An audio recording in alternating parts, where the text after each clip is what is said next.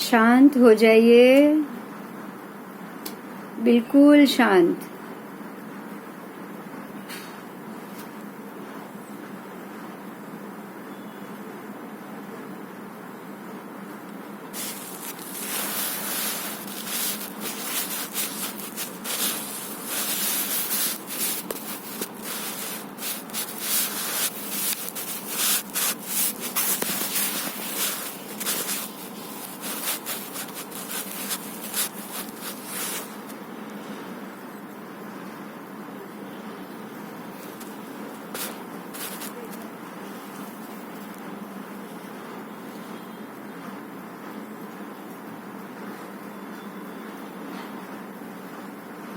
आपकी दृष्टि दो आंखों के बीच में है।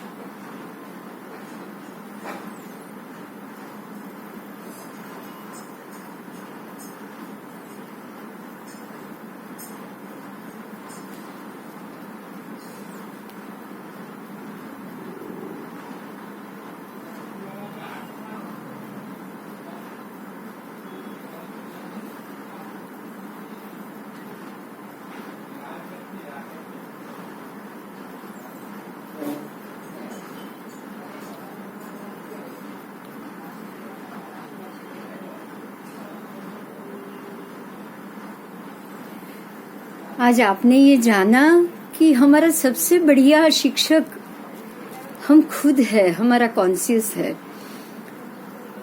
इसी चीज को थोड़ा सा डिटेल से समझते हैं। एक सर्प को दूसरे 100 सर्प तक अपनी बात पहुंचानी हो तो वो जमीन के जरिए मैसेज देकर सबको इकट्ठा कर सकता है। जो मैंने कहानी बताई उससे रिलेटेड आप ये बात समझ सकते हो, क्योंकि उनके मन, बुद्धि और विचार हमारे जैसे नहीं होते हैं। बहुत ही सरल प्राणी होते हैं। मनुष्य के अलावा बाकी सारों में, सभी जीवों में अपनी बुद्धि शक्ति और विचार शक्ति का अभाव होता है। वह प्राकृतिक तरीके से ही जिंदा रहते हैं। उनका जो अपना अपना रहने का तरीका है, खाने का तरीका है, वो उसी पे ही निर्भर होते हैं। शायद यही वजह है वो अपने मन, बुद्धि और विचार का प्रयोग नहीं करते। जितना वो मन, बुद्धि और विचार का प्रयोग नहीं करेंगे उतना ही वह अपने वाइब्रेशन को दूसरे के वाइब्रेशन से बहुत अच्छे से जोड़ सकते हैं। वो बहुत अच्छे से जोड़ सकते हैं। इसी चीज को हम समझेंगे कि एक अध्यात्म योगी अपने वाइब्रेशन से, अपनी अंतर्दृष्टि से, वाइब्रेशन का मतलब अंतर्दृष्टि, अपनी अंतर्दृष्टि से किसी दूसरी व्यक्ति के विचारों को जान सकता है। इसी को हम टेलीपैथी कहते हैं। आज हम इस टेलीपैथी के अर्थ को भी बहुत अच्छे से खोल पाएंगे। मैं अगर किसी और व्यक्ति के विचारों तक यहाँ दूर बैठे बैठे संदेश पहुंचाना चाहूं तो मैं टेलीपैथी से पहुंचा सकती हूँ। कभी कभी हम ऐसा फील करते हैं, वो बहुत ही पॉइंट के मात्रा में होता है। आप किसी को याद करो और उसका फोन आ जाए, आप किसी का नाम लो, वो हाजिर हो जाए। ऐसे बहुत बार होता है। यही टेलीपैथी है कि आप एक आधे घंटे से सोच रहे थे कि मैं इससे मिला नहीं, और वो वहां से निकल पड़ा आपसे मिलने के लिए। और आप अभी सोचो कि मैं इसे फोन करूं या इससे बात करूं, और वो सामने आ गया। आप उसको बोलोगे आप 100 साल तक जियोगे, मैं अभी भी आपको याद कर रहा था। ये टेलीपैथी बहुत ही कम मात्रा में होती है, बहुत ही % में होती। जबकि अध्यात्म योगी अपनी आंतर शक्ति से, अपनी आंतर दृष्टि से उस व्यक्ति तक अपनी बात तक पहुंचा देता है और वो उस प्रकार से कार्य तक करवा सकता है। क्योंकि यही कमाल अपने कॉन्शियस का है, अपनी आत्मशक्ति का है, आत्मबल का है। जब आप अपने मन, बुद्धि और विचार की शक्ति को कुंठित कर दोगे, जब उसको शांत कर दोगे, जब उसको चुप करा दोगे, तब आपके आत्मबल से जो शक्ति कार्य करेगी वो बिल्कुल अद्वितीय कार्य करेगी। इससे बढ़िया इंट्यूशन कुछ है ही नहीं। इससे बड़ी दुनिया की कोई शक्ति ही नहीं होती। लेकिन उसके लिए आपको अपने मन को शांत करना पड़ेगा, अपनी बुद्धि को चुप करना पड़ेगा, अपने विचारों को चुप करना पड़ेगा। चुप मतलब दबाना नहीं है, चुप का मतलब दबाना नहीं है, पर उस स्थिति तक पहुंचना है जहां मन, बुद्धि, विचार शांत हो जाए, उसमें कोई हलचल ही ना हो पाए, उसमें कोई जागृति ही ना हो पाए। कोई भी कार्य सामने आया, आप कॉन्शियस से सोचो क्या ये करने से किसी को नुकसान हो रहा है, नहीं हो रहा है, किस सबको फायदा हो रहा है, हाँ हो रहा है, बस वो कार्य कर लो। ये कॉन्शियस सोचेगा। मन, बुद्धि और विचार ऐसा सोच भी नहीं सकता। मन ऐसा सोच भी नहीं सकता कि मैं ऐसा कार्य करूं कि जो किसी को भी नुकसान दे ना हो। बुद्धि ऐसा सोचेगी ही नहीं। वो सोचेगी इसमें मेरा क्या फायदा, मैं ये काम तो करूं पर क्या फायदा। विचार ये सोचेगा कि मैं करूं या किसी और से कराऊं या मैं चुप बैठा रहूं, ये विचार करेगा। 100 तरीके के विचार आएंगे आपको। मन सोचेगा मेरी इच्छा ही नहीं है ये काम करने की, ये काम करके मैं क्या करूं, कोई फायदा ही नहीं है। जबकि कॉन्शियस ये सोचेगा ये मेरे तक आया है, मेरी जिम्मेदारी है, मेरा फर्ज बन रहा है कि मुझे इसमें जुड़ना चाहिए। और तब जो आप जुड़ोगे, पहले यही सोचोगे, नीति से सोचोगे कि इससे किसी को नुकसान तो नहीं हो रहा है ना।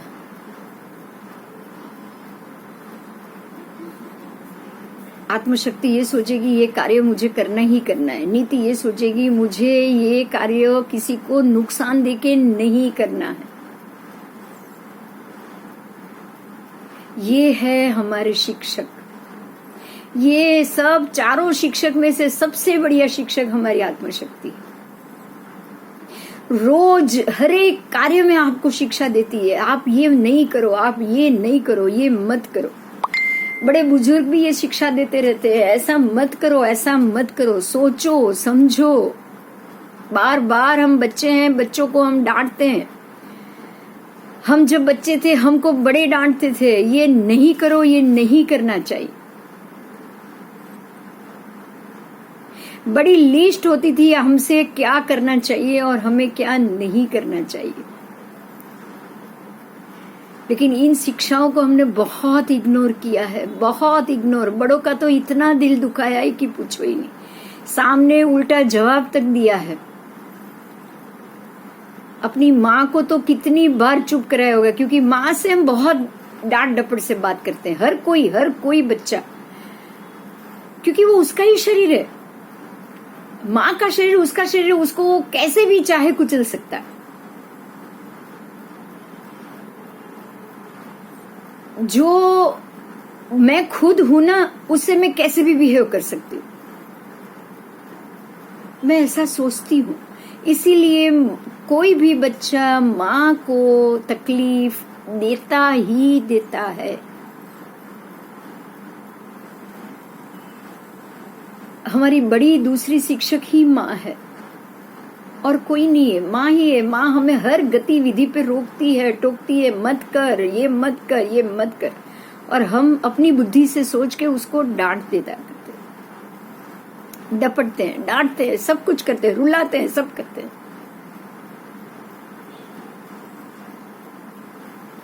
समझ नहीं होती है शायद। एक बात तो ये तय है, जब तक अध्यात्म का रास्ता खुलता नहीं है ना, हम समझ ही नहीं पाते नीति क्या है, अनीति क्या है, सही क्या है, गलत क्या है, कुछ नहीं समझ पाते। अध्यात्म का रास्ता ही खुलेगा तब ही हम ये सभी चीजों को, सभी संजोगों को ठीक से समझ पाएंगे।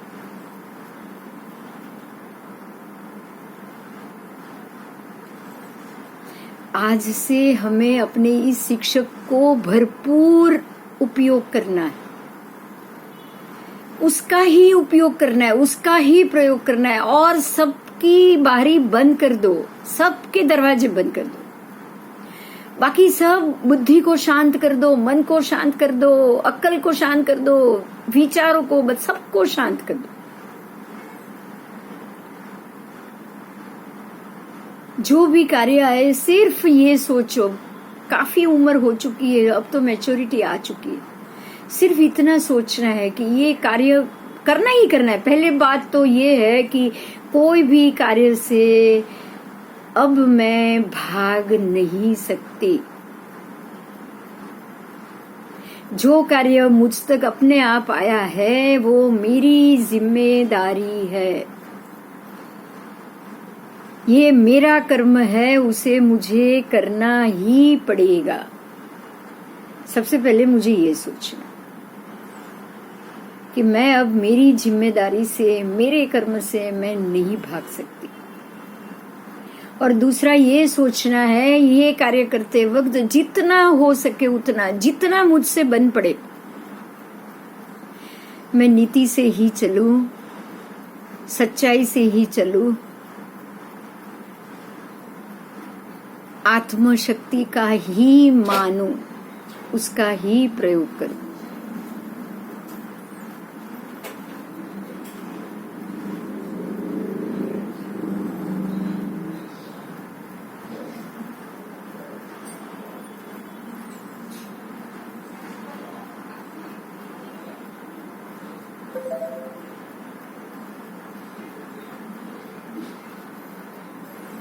परमात्मा से प्रार्थना करो हमें वो ऐसी शक्ति दे।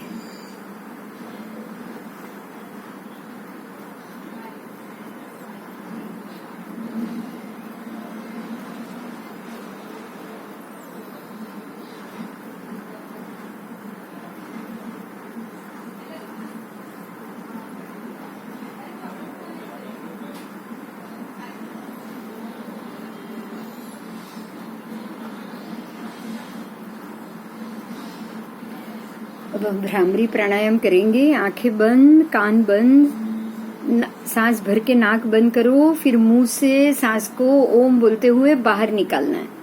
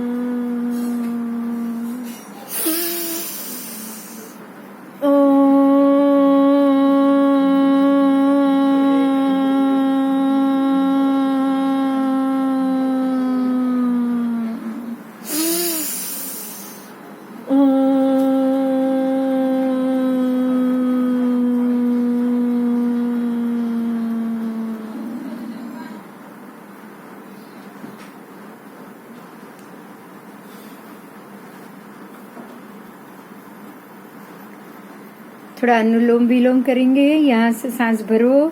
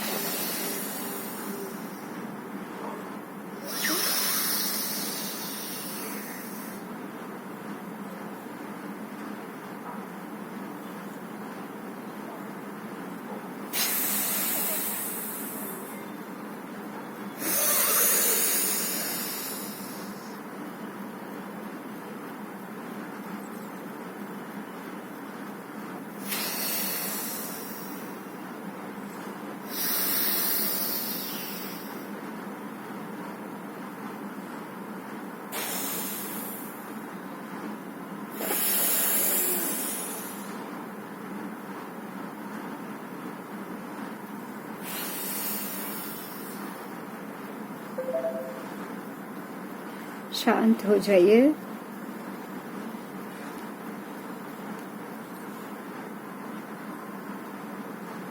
पिछले टाइम जो एक्सरसाइज की थी उसे थोड़ी कर लेंगे, थोड़ी करनी जरूरी है क्योंकि इससे आपके हाथ, देखिए पूरे हाथों में अगर आप एक्यूप्रेशर के हिसाब से अगर जानते हो तो इस एक चीज को समझो कि हमारा पूरा ब्रेन, मस्तिष्क, मतलब हमारे जो भी ऑर्गन है, ब्रेन, फिर स्टमक, पूरा ये हथेली के अंदर होता है। इतना एरिया, ये पूरा आपका स्टमक है। यहाँ पे आपका हार्ट भी है और पूरे ब्रेन की जो 5 उंगलियों के जो डोज है वो सारा हमारा ब्रेन का फंक्शन है। आप जानते होंगे एक्यूप्रेशर में हाथ में हमारे शरीर के सभी पॉइंट और सभी बिंदु आ जाते हैं। तो वो जो एक्सरसाइज, वो जो डॉक्टर और हॉस्पिटल में बताई गई थी, उससे हमें सबसे बड़ा फायदा ये हो सकता है कि ऐसे समय में हमारी इम्यूनिटी तो स्ट्रांग हो ही हो, लेकिन हमारे ऑर्गन भी स्ट्रांग हो। आपको उस हिसाब से आज वही एक्सरसाइज हम 5-5 बार करेंगे, ज्यादा नहीं करेंगे। बाकी आप रोज घर पे बैठ के 1-1 मिनट तक एक एक्सरसाइज कर सकते हो। जितना हो सके धीरे धीरे ही शुरू करना। 5 बार ऐसे आपको मारना है।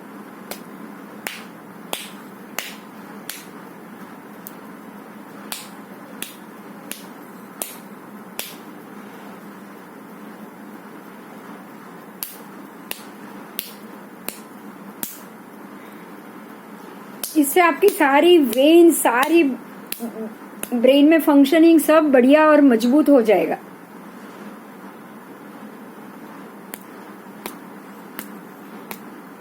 मैंने खुद ने महसूस किया है, मेरे हाथ 10 मिनट तक झंझनाटी में रहते हैं।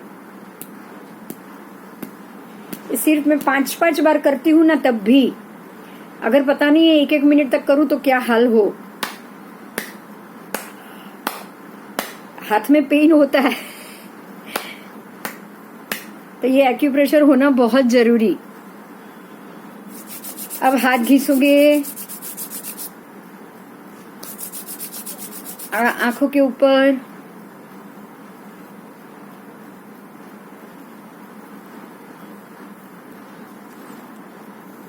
हरिओम।